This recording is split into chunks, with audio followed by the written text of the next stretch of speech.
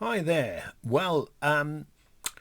Let's see. The first time I ever heard Janis Joplin was round at a friend's house called Rosymore in Moseley Village in Birmingham.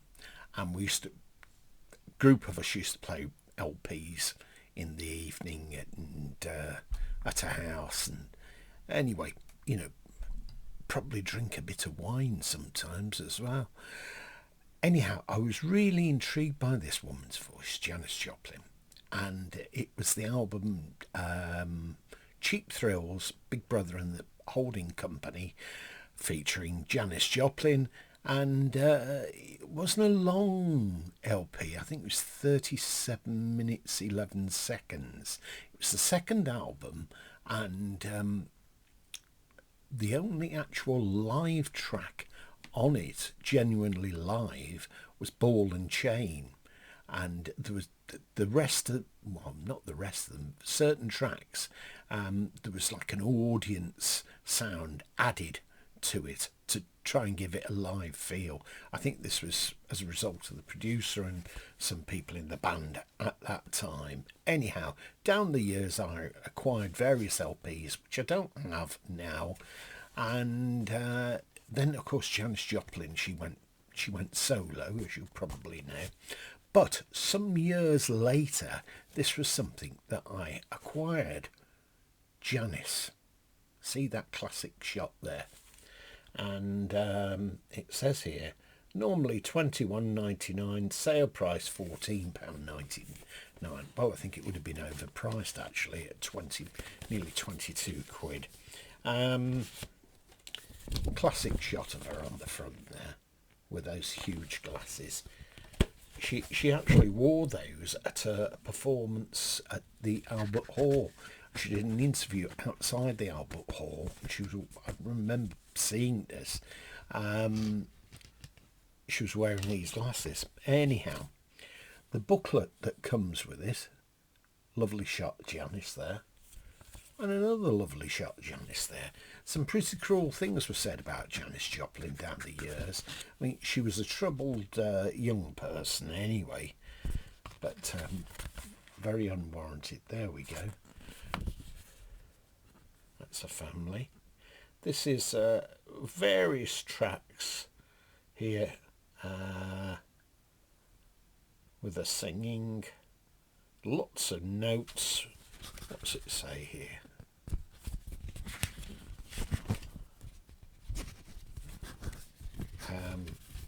I think some various claims were made about her that were wildly inaccurate.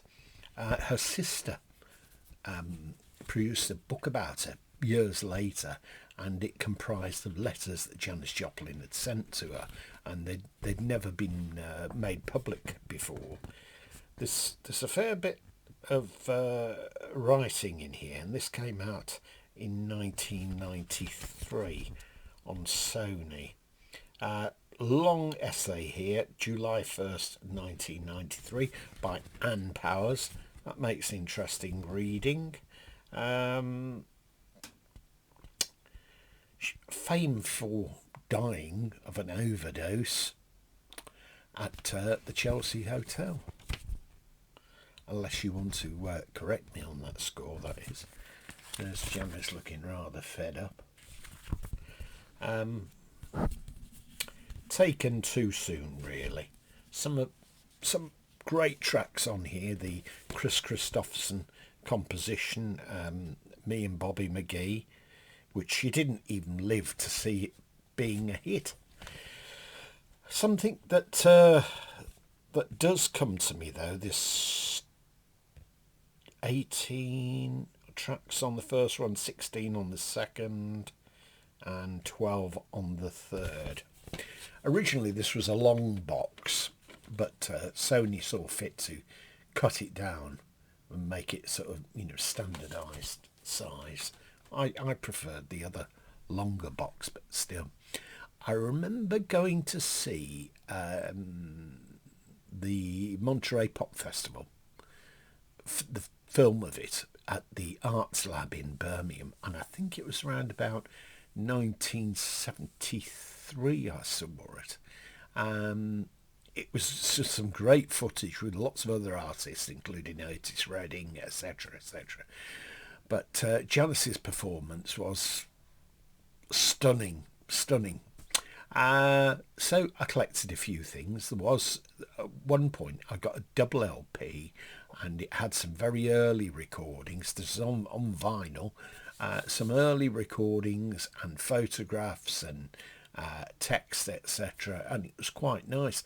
And at that time, my uncle, only 7 years between us, Roy Wood, she liked Janis Joplin, and there were mono recordings on this package, so I gave that to her, and that's Annie Haslam.